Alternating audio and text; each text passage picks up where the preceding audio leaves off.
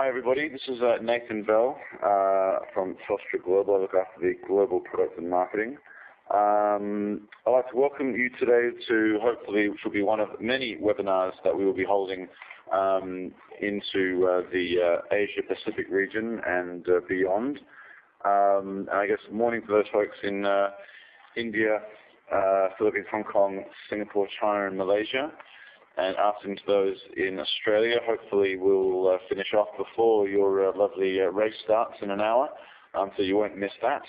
But just like to welcome you again to the session today. So we'll just move on. Yeah. There we go. So the agenda today is talking through a couple of key areas.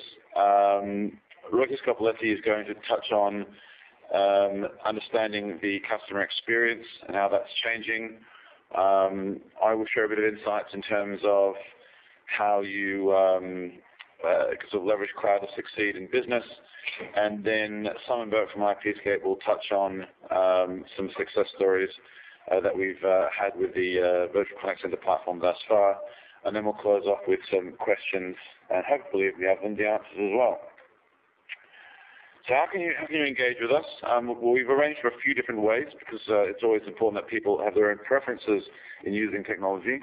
So the first one obviously is through the WebEx. You can actually raise questions through the chat function. Hopefully most of you are familiar with that function within WebEx. If you're not, we've also managed to set up a Twitter account. So jump online and have a look at that, #TGWebinar. And for those that are still living in old school, you can still email us at singapore.marketing@team.telstra.com, and we'll be able to respond to those as well.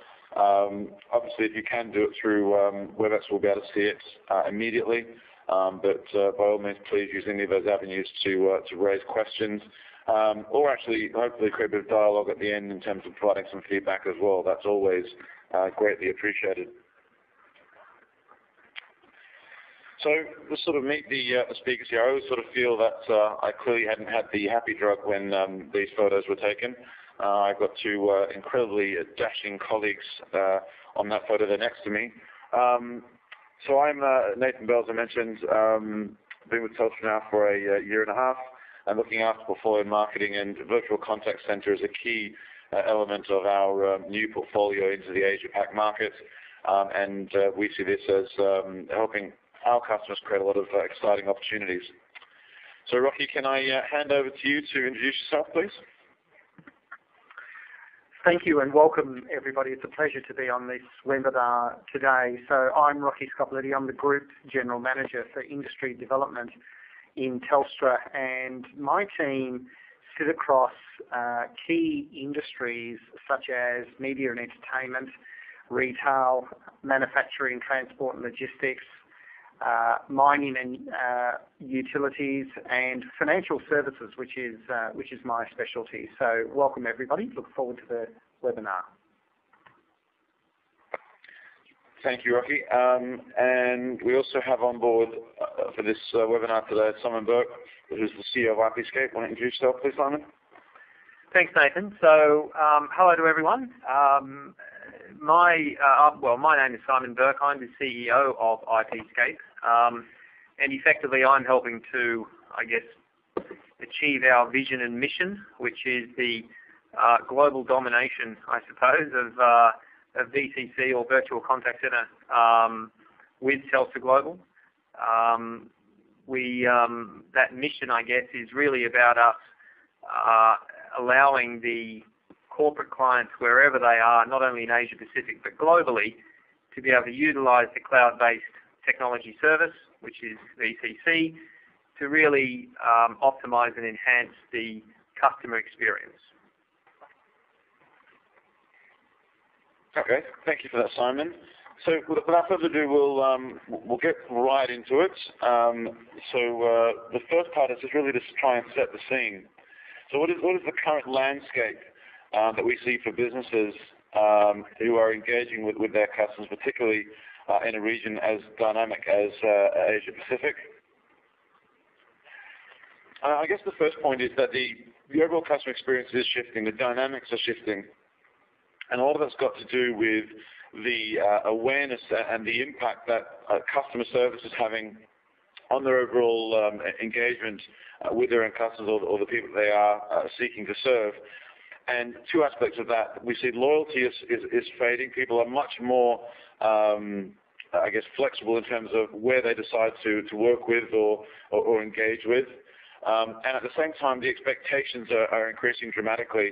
So we are pinning a lot on our experiences with a particular provider or manufacturer, depending on what it is that we are looking at that given point in time. And hence, the overall experience is absolutely crucial to that success. And if you look at a market as dynamic as Asia, it actually adds, I guess, a third element to here almost, in the sense that you've got to be able to continue to adapt to those changes as well.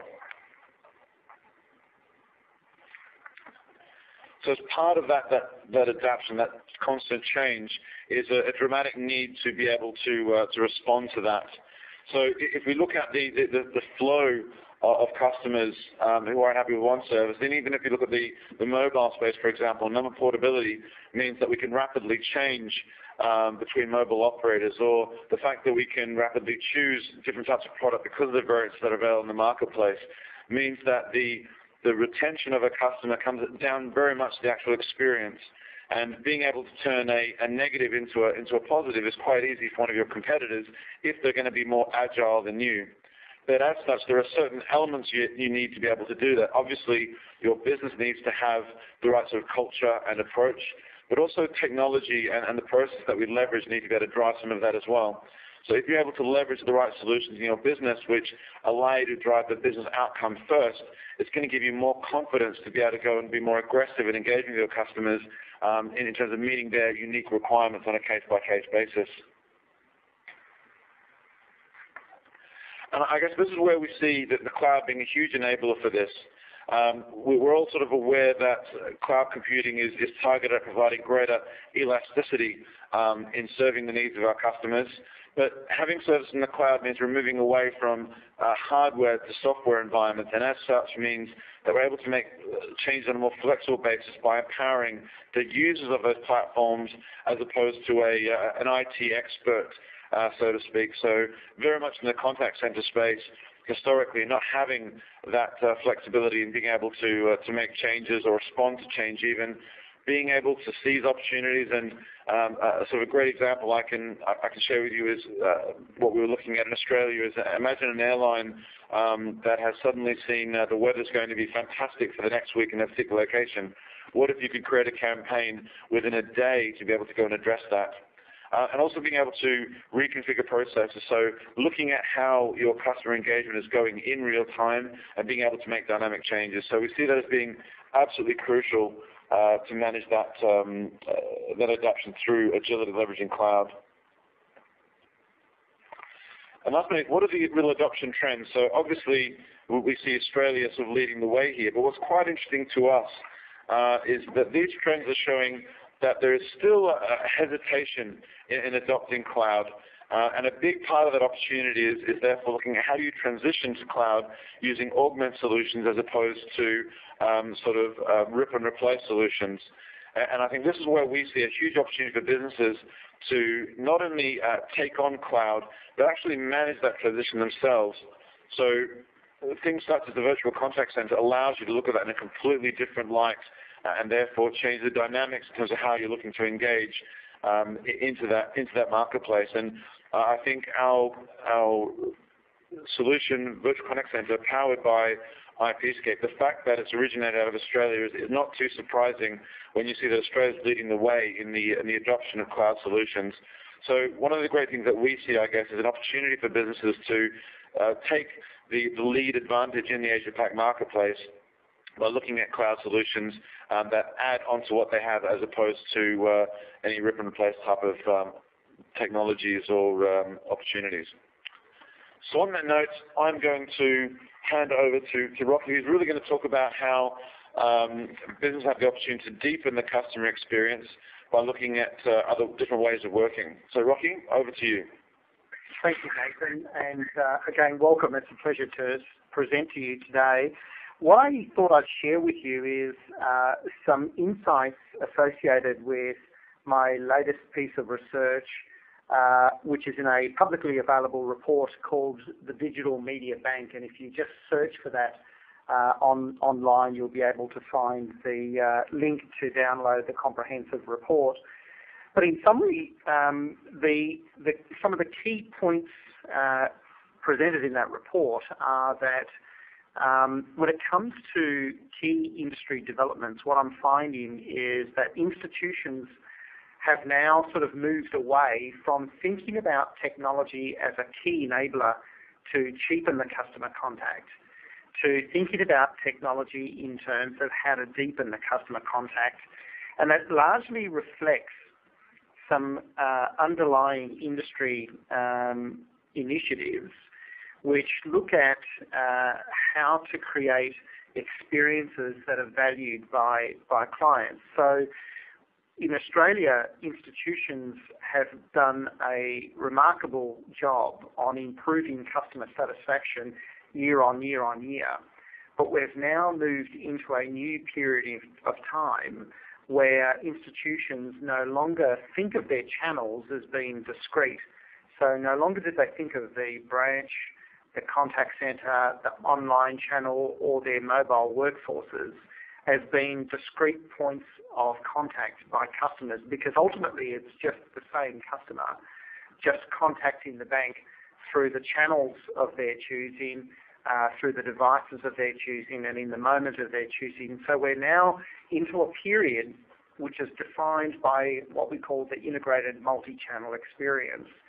And here, institutions are looking at how do they create experiences to take customers from, say, an information search part of the buying cycle all the way through to completing their inquiry or the sale, where the customer doesn't have to explain themselves every step of the way. That in fact the financial institution is with them through every step in that process. Now that's sort of deeply embedded around what I call the redefinition of what trust means in a digital world. So we've come through a period of time now where institutions are now thinking about how to redefine the meaning of trust in the relationships that they create with their customers going forward. The next area that of development is around this issue of productivity. And we've seen financial institutions do a remarkable job on process improvement in terms of their operations. But that's now sort of moving from a focus around the processes and how to improve processes through Six Sigma and the like, to looking at how people interact.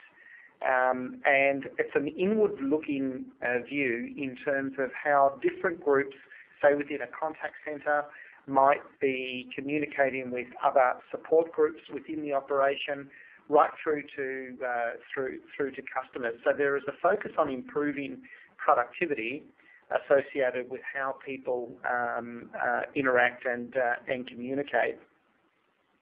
Now, this was all sort of coming to a realisation that the industry needs to move away from thinking about customers' needs in terms of discrete stages in a customer's life. So, for example, the 18 to 21-year-old might have a discrete set of needs around a credit card, a personal loan, and a transaction account, all the way through to people in their sort of late 20s to early 30s with a mortgage, the need for insurance-based products, to thinking about how they participate in the day-to-day lives of customers in a more value-adding manner.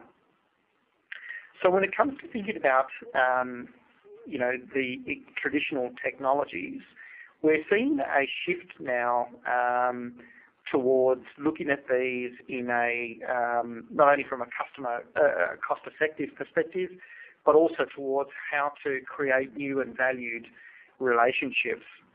And really here, this is enhanced, I guess, by some technological developments that are going on. We need to think about broadband, for example, and how consumers now have access to increasing capacity either coming directly into their homes or into their 3G or 4G wireless-based devices. We've got to think about the devices themselves because the devices have fundamentally changed.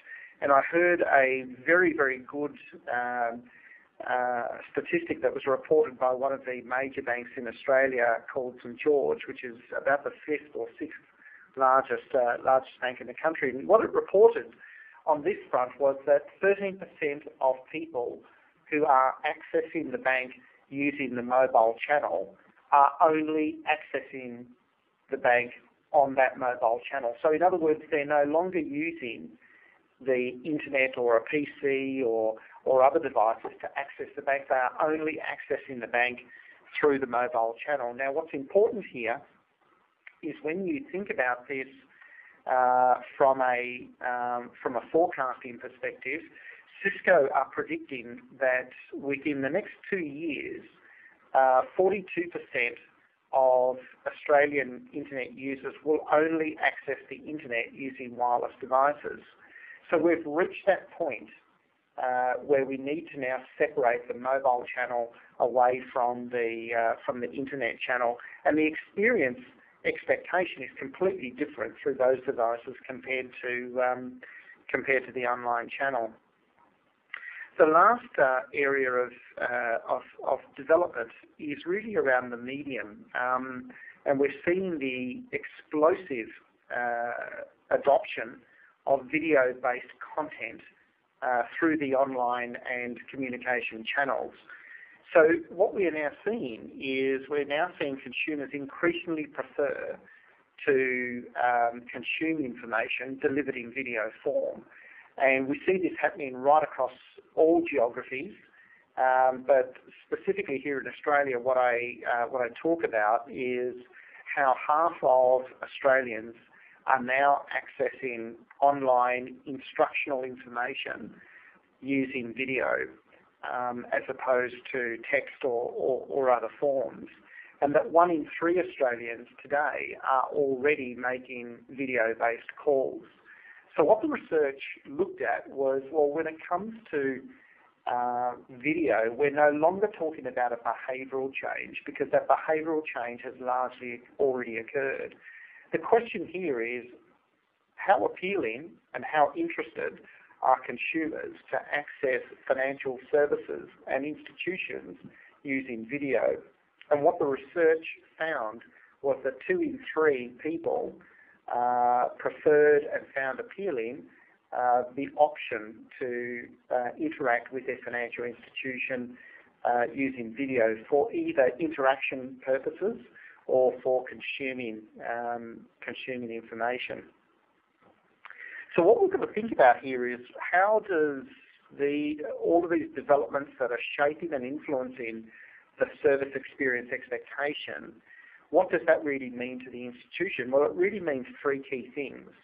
The first is we're going to need to think about our contact centre infrastructure, and we're going to need to think about that differently, because if the contact centre is to receive video-based communications, then blending that into a voice-structured contact centre may not deliver the experience that financial institutions may want coming through that screen. We've got to think about things, for example, such as the whole auditory construct of a contact centre, which doesn't lend itself to a video experience very effectively.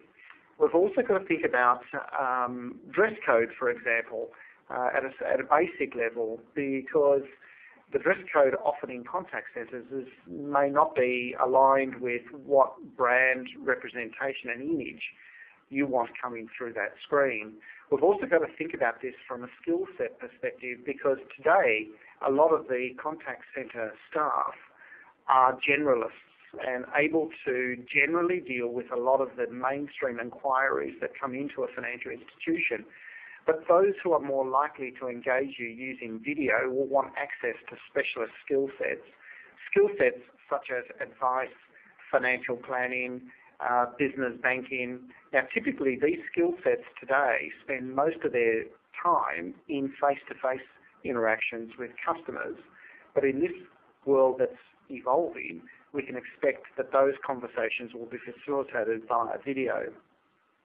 So being able to direct the inquiry that might be coming in from either voice, video, social media to the right point in the organisation will require a complete rethink of the contact centre infrastructure, and particularly around agility and the flexibility to be able to respond more dynamically according to the dynamics of the market. The second area that we've got to think about is unified communications, because customers will undoubtedly, in this new sort of experiential form of interaction, want to communicate with the institution, again, using social media, through chat sessions, through voice, video, data, otherwise. And we've got to somehow be able to reconcile all of those communication mediums effectively and efficiently throughout the enterprise. So unified communications will be critical in this. The last area of technological consideration is really about content management.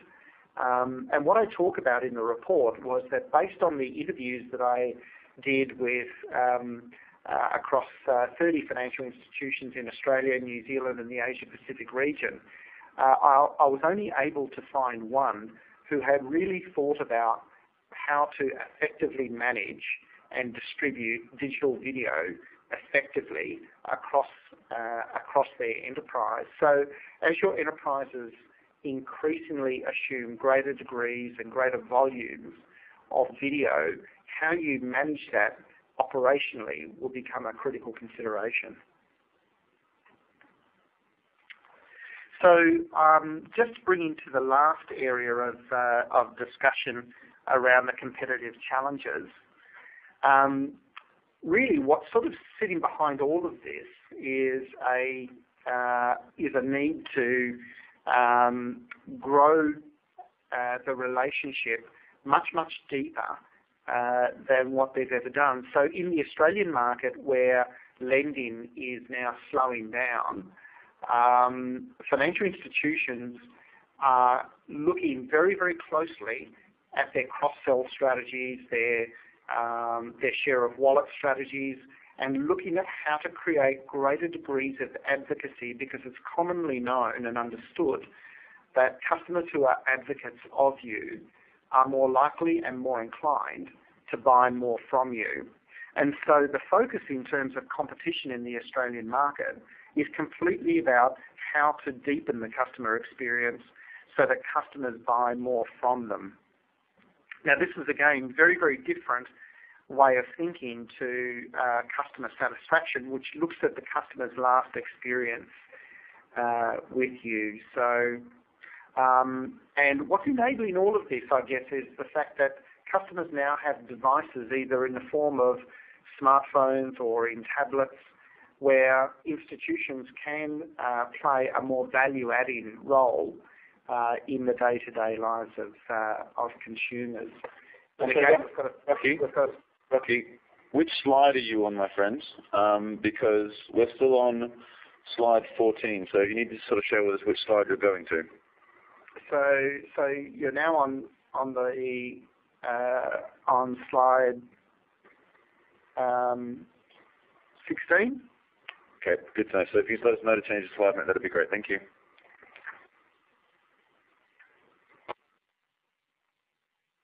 So as I said, the market is slowing down in terms of lending, and this affects not just the Australian market, but it affects other markets as well. The focus and the emphasis at the moment is all about how to deepen the customer relationship, how to improve cross-sell, which is, again, in summary, I guess, why there is such a focus now on customer experience. So from here, I'll hand back to you, Nathan. Fair enough. Thanks, Rocky. Sorry to interrupt you there, but I think we just missed slightly wrong. So, moving on. It's always great when you do webinars and you're trying to connect people from around the world. It's like a connect the dots game, except you don't know what the numbers are. Thanks for that, Rocky. So I guess that once we've sort of understood the changing landscape and the need for these businesses to be able to adapt to that change, is, well, how can actually cloud help us to succeed in a sort of business environment? And cloud innovation is helping in three key ways, basically. First of all, it's offering greater flexibility. It's providing an agile approach. And what's quite interesting here is there's a lot of talk still about cloud compute from an infrastructure perspective, but not from a business process or a service perspective. And if you think about the way that we actually engage today, the speed with which we're able to adapt and manage change is as fast as the slowest elements.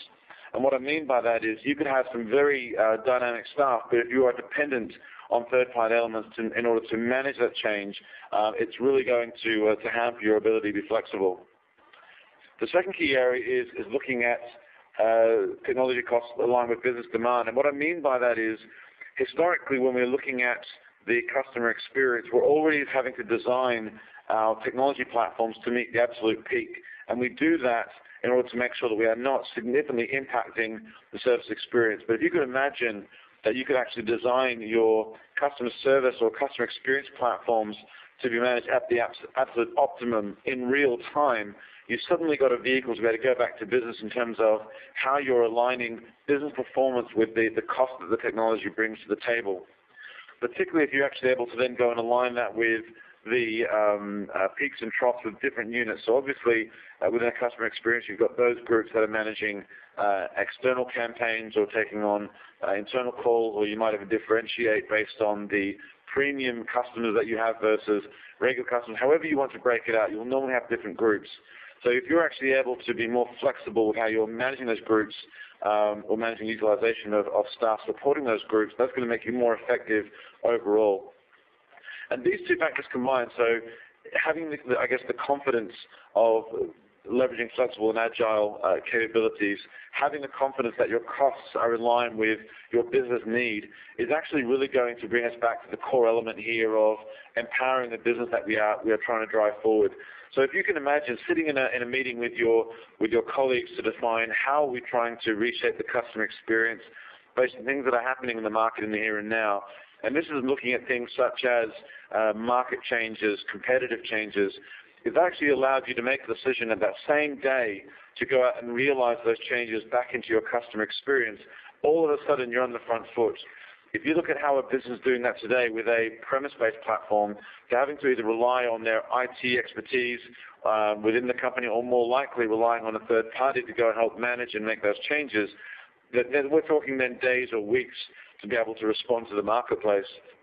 Particularly if you're talking about a new campaign, how long does it take to set up a new campaign beyond the marketing team deciding what they want to do? So empowering the business owners to decide how they want to drive that business in their way is suddenly turning the technology and the tool set in a customer experience environment as an enabler as opposed to a disabler. So the Virtual Contact Center is really helping to accelerate that whole cloud adoption aspect, and it really is delivering, beyond the software as a service, but the experience as a service kind of environment. Having the agility to redefine campaigns on an as-needs basis, and therefore accelerating the speed to market and reducing the overall cost. Having the scalability to meet that demand. So imagine if you could look at your average utilization in a contact center and make that your baseline, and then knowing that every additional agent you're adding on top of that is only being added based on incremental demand. So establishing a campaign and not knowing what the success of that campaign is going to be, but not being too concerned because you know you've got a platform that's going to scale to work with you. And last but not least is low risk of innovation. And looking at new ways of engaging with your customers, so whether that's blended queuing in a customer experience, so make sure they can engage through SMS or email or mobile type of facilities to actually be able to encourage that kind of interaction without having to go and build dedicated platforms.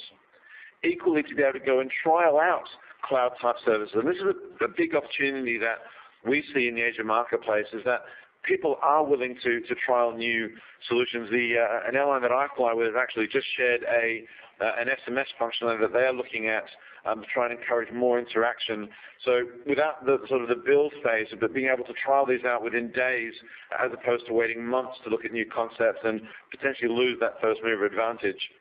But all of this really coming together in the form of what Telstra Global is providing, an end-to-end SLA which captures not only the contact center platform, but the network that it resides on, the voice, the internet that it is connecting to, and all of this, again, built into our data center. So having a confidence, I guess, of working with a partner like Telstra Global in delivering that holistic experience, offering that transition to a cloud environment and mitigating some of that risk of a traditional transformation from premise into the cloud. So the augment transition strategy really becomes realized on an end-to-end basis. So the Virtual Contact Center is delivering greater agility. For any business, we know that there are peaks and troughs, particularly in a market like Asia. Asia is going through some phenomenal growth at the moment, but it's not constant. Some markets are growing faster than others. I know even here in Singapore, we've been told that we've been looking at a quarter of potential zero growth, but next quarter could be up to 3 or 5% growth. As a business, how do you adapt to that? How do you make sure that your costs are aligned to what that opportunity is actually going to be? How are you able to reallocate resources into markets that might suddenly be seeing a spike in growth, but knowing that that's not going to be sustained for whatever reason that might be? So having that scalability and the confidence to manage that change. The other aspect, I guess, is being able to introduce the virtual contact center as an augment to your existing operations. Let's face it, in the current marketplace, we're not going to rip and replace technologies to go and find a new solution. We're going to be maximizing those technologies from a financial benefit. Historically, we were always inhibited, I guess, by the feature and functionality that we were looking at there in the marketplace. But now we have an opportunity to be able to go and define, right, what is the feature functionality that a cloud solution can provide? How can it add on to what we're doing today? Disaster recovery is a crucial element for any business. But we also know that we've historically had to look at the people aspect, the building aspect, the technology aspect, all being able to capture the disaster recovery. Well, what if you could remove all of that? And it's a great example I can share with you with a company I've been talking to in the UK, where their DR is about putting a whole bunch of people on a bus and moving them to a different location. But what if those people are actually starting at home when there is a massive snowstorm? What are you actually going to go and do then in terms of trying to pick them all up in a bus and move them to a different location? So what options do you have? So leveraging a cloud solution in the form of a virtual contact center means location no longer becomes an inhibitor. It actually means as long as they can access the platform wherever they are as an individual, you've actually now created an automatic DR environment, whether they are in an office or working from home, which also allows you to be more flexible, I guess, with the other aspects of people and physical locations. And suddenly you're thinking back to the customer experience. The customer experience is no longer limited by the technology. It's suddenly enabled by the flexibility that you have. And last but not least, in terms of different types of access to that customer experience, a market like Asia is incredibly dynamic. If we look at the new generation of consumers or business users coming through, they like to be able to engage the customer experience in their way. Yes, some like to be able to pick up the phone, but others like to be able to just send a text and be contacted back or engage through IM or social media or whatever else it might be.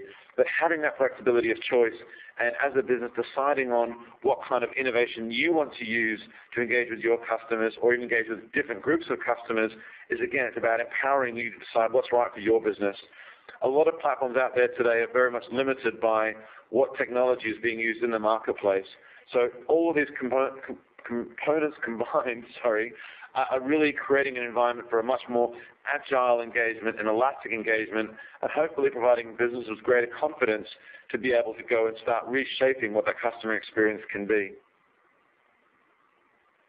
So we've talked about the changing views of what's happening in the market for the needs of businesses, as Rocky has shared. I've talked a little bit about how the cloud environment or cloud innovation is helping or could potentially help businesses to adapt some of those requirements, more importantly, adapt to the ongoing changes in the market. But as we're all very much aware, it's always about the proof. So how do you actually go about taking concept or theory into action? So Simon's now going to share a few examples of how IPscape and Telstra going forward are sort of realizing these examples and opportunities for customers back into the real world. Simon, over to you. Thanks, Nathan. Well, this is always the fun and the interesting part, with no disrespect to my colleagues, because effectively what I'm just going to take you through here in the next 4 slides is evidence, is case studies, is companies that are actually using VTC and have achieved the compelling benefits that Nathan and Rocky have talked about. So if we go to the first case study, which is about a global investment bank, and specifically our relationship with this very well-known bank started in their commercial leasing team. And as I assume is common with everyone on this webinar, there is always some incumbent technology of some sort in the contact center. And in this case, the bank has had a strategic alliance with one of the top 3 leading on-premise technology providers for a very long time. And that's normal. There is always some incumbent technology which is being used today. And effectively, in this scenario with the commercial leasing team, they were growing very rapidly in the Australian market, and they did the normal thing which occurs inside large enterprises, is they went through their IT or ICT department to say, look, we need additional contact center capacity. And when they did that, they got the answer back that it would take anywhere between 3 to 6 months, and it was going to cost a significant amount of capital expenditure. And the leasing team, their response was that was just simply unacceptable from a time perspective and indeed a cost. So that led them to the cloud technology of IPscape, and now 18 months later, the relationship with the bank has expanded into 3 and I think now 4 divisions, where the evidence of them using the cloud technology is extremely compelling. First off, they have been able to do more business, achieve more revenue with less than their budgeted headcount. And that comes down to the way that they have been able to utilize a combination of inbound and outbound functionality. So in the outbound world, they're using the various modes of a predictive dialer. And so they've got very clear headcount efficiencies and therefore been able to reduce the cost base of that division. At the same time, they've been able to take advantage of a number of the real-time benefits. So the reporting and analysis environment that we provide is updated every 3 seconds. It means that the managers and even the individual agents and users can get very clear transparency of progress, of status, of service, of revenue in absolutely real time. And therefore that can translate into the operational managers of the contact center being able to make changes in response to that real-time report. And I think this is one of the key strengths of cloud technology generally, and IPscape VTC specifically, is that the operational managers of the contact center are able to make changes to the technology themselves. So as an example, if a change needs to be made to the IVR, or the IVR is that interactive voice response technology, then the people who are in charge of the technology on the contact center floor can do that themselves. They don't have to go back to the IT department to request a change. They don't have to go back to the third-party systems integrator to request a change. The changes can be made in real time, there and then, thereby making the whole contact center experience far more dynamic and agile. So the next case study, the next slide that we have here, is really about that very common market that I'm sure we're all aware of contact center outsourcing. The company specifically here is a medium-sized outsourcer based in Australia called BMS Telecorp. And BMS are a fabulous story of growth and scale. So they started very small with about 60 to 80 agent seats in their contact center. And over the last 2 years, they've expanded that from 80 to over 700. And again, they have accessed or used as much of the IPscape technology as they need. So they don't phone us and say, hey, we'd like a new module or we'd like to buy more licenses. It is simply a matter of them training their agents in the features and functionality that they use. And as soon as they're trained, those agents and users have access to the technology. So the usage-based pricing model means that any company can effectively access and use as much or little as the technology as they need. And the way that the pricing works, it is effectively an all-you-can-eat price, which means that if the contact center operation today is doing outbound telemarketing and tomorrow it needs to start adding inbound customer service, there's no additional cost for that additional functionality. It is an all-you-can-eat price. And I think that what we've seen with BMS Telecorp is this wonderful ability where they can focus on their business. They don't need an IT department, which is like an army, to manage the technology environment. So BMS are an outstanding case study and a fabulous reference for some of the work that we've been doing so far. So the next slide is our third case study, and this is really looking at the world of a company called Peakbound, who have become one of Australia's largest financial services contact center environments. Effectively, their business is to sell and market a range of financial service and insurance products on behalf of the leading banks and insurance companies, global banks and insurance companies. And, a few years ago, this business didn't exist. And this is a fabulous and a very successful example of how a contact center operation has grown from zero to in excess of 250 users in less than 2 years. Today, they operate that environment with just 2 IT people. And they, again, similar to BMS Telecorp, have really been able to access the technology, the IPscape cloud-based technology, as much as they need, the features that they need, and they can concentrate on running the operations of their business without needing that army of IT people.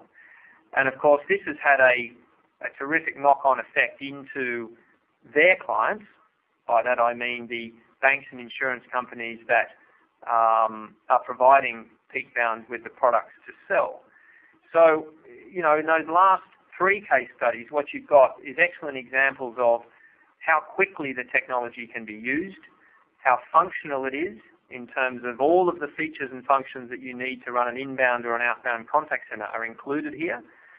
And it just means that the operating cost base is lower, and that you don't need this army of IT people. And it means that the people who operate the contact center are effectively in control of the day-to-day operations, which is extremely important.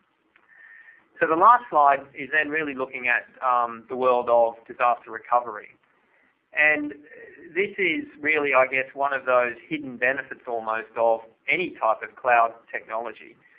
It means that for any company that is operating a contact center today, if the incumbent technology fails, or there is a problem with connectivity, or there is a problem with agents getting into the office or the contact center, or indeed anything that causes a break in business or in business continuity, then the cloud technology can be a fabulous overlay or backup service or failover service in case the incumbent technology does fail. And there are a number of excellent examples of companies that are already using this. So one of those is Lifeline. Lifeline is Australia's largest counselling, suicide prevention, gambling helpline. And anyone that knows Australia well knows that it has a big problem with gambling and all of those other vices. But effectively, Lifeline operate, again, a very leading on-premise technology service. And of course, in their world, as you can imagine, in the world of suicide prevention, they need a trusted failover service, and so they are using the IPscape cloud service as a failover for disaster recovery in case there is ever a problem with the on-premise technology. The second option is again one based in Manila, which is Teleperformance. As many of you may know, Teleperformance are one of the largest contact center outsourcing companies in the world. And again, they operate a leading on-premise technology and use VCC IPscape to effectively provide that failover or backup in case that on-premise incumbent technology were to ever have a problem. And of course, this is all, the traditional disaster recovery models all involve downtime, meaning that if the incumbent on-premise technology fails, then there is usually a period of time when, before the backup service can be enabled. Well, in the world of the cloud technology of VCC, the access to that backup is almost instantaneous. And so you have an outstanding capability here to provide ongoing business continuity. So they're the four examples that I thought would be relevant to the audience on the webinar today. We'd welcome the chance to take you through a much longer list as and when appropriate, but for the moment, Nathan, I'll hand back to you and see where we go from here. Thank you, Simon. This is Patricia here from Telstra Global. So what we will do now is we will move on to the question and answer bit. So please continue to send in your questions via the chat function on the WebEx application, or send using the Twitter with the hashtag #TGWebinar. Alternatively, you can also email us whatever question you have. So currently what we have here, we have a few questions that came in. One is for Simon, coming in from the web chat. What is the main hurdle companies have to overcome to deliver this type of virtual solution? Clearly, the cost is better in this case, but what are the benefits can customers achieve from using virtual solution? Okay, well, I guess one of the main hurdles that we have seen is, I guess, the fear of change. All of us that have been working in the world of contact centers are used to the technology we use today. We're comfortable with that technology that we use today, and the prospect of change to using a different technology can be perceived as a risk. And I think that this is where in response, what IPscape or VCC is able to do is quite often provide an environment, very quickly that can be used as a pilot, as a test, can be road tested effectively. And what we find very quickly is that anybody who was concerned about the risk of change, when they see what the technology can do, when they see how easy it is to use, and especially when they're able to talk to that increasing list of reference customers that are using VCC, then the comfort level increases and the fear of change reduces. So I hope that's a helpful answer to that question. There's many others, but there's many other hurdles, I think, or benefits indeed that come as a result of that. But I'll just talk about that one as the main one at the moment, and hand back to you, Patricia. Yeah. Okay, we have one next question. Perhaps Simon again, can you tackle this question?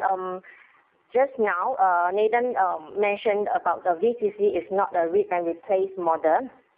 So in his company, they are using an existing on-premise platform. So how do VCC work in synergy with the existing infrastructure that they already have? Yeah. Well, and I think that that's a very common scenario, and we do not, as Telstra Global, come into any company and suggest or propose that you replace, you rip out the existing technology and you replace it entirely with VCC. There really is no need to do that, unless, of course, the existing technology is failing and failing in a major way. The value of where cloud technology and VCC can be used is really to experiment, to try, to use the technology in perhaps a small division or somewhere that perhaps may be separate or different to the existing on-premise technology. And that's exactly the model I talked about with the Global Investment Bank case study that they are still using in some of their existing contact centers, the existing on-premise technology. But any time that new technology is needed or they need to replace or they are looking to open up new divisions, it is the IPscape VCC technology which is being used to fill that need. So you can start small, you can try it, you can benchmark it, you can prove it, and then you can start scaling up and rolling out from there. Yes, thank you. So the next question I have for Rocky. Besides financial services, which you have mentioned earlier, what other industry do you see a trend in adoption of a video? Thanks, Patricia. Look, the other major industry that is adopting video is the retail sector, and many of us can notice this most visibly when you walk into a shop and you can see the digital media displays that are broadcasting a whole range of different types of video content. But I think it's how where retailers are now going is to create a shopping experience by being able to make the connection to the person who's entered the store with their location-based services associated with their mobile devices. So by being able to create applications that connect the individual coming into the store, where the retailer can then customize the content which is then displayed at you in the store, is where I guess a lot of the new thinking is focused on. So I'd say the retail sector is probably the other one. In terms of who's really on the video frontier, well, obviously the media and entertainment industry had to solve a lot of these operational issues associated with digital media and video probably 3-4 years ago. So I would say they are probably the most advanced in terms of understanding how to work with the media, how to incorporate and augment other forms of media with video. Back to you, Patricia. Yes. Okay, the next question we have for Simon will be how do we model and manage the inbound, outbound call infrastructure and its usage costs? Well, effectively, if I understand the question correctly, there is one price that applies for usage of VCC. And that same price applies, typically the price is applied on a per agent per month rate, and it means that the agent has access then to the full range or full suite of software, whether that means they're using inbound or outbound. When it comes down to the setup and the configuration of that, then we can hide certain aspects of features and functionality if that is appropriate, but it really comes down to the operational use of the particular contact center and whether they want to use inbound or outbound or both. It's all there and it's all available for the agent to use, subject to the operational model of how the contact center works. Thank you, Simon. I think we can take on one last question, which probably is the most interesting question. How quickly can a VCC solution be deployed? Okay, well, I think we have evidence of VCC solutions being employed within days. Now, that would be an extreme situation because it would usually only apply to companies that already have the appropriate voice and data links in place. So certainly any existing Telstra Global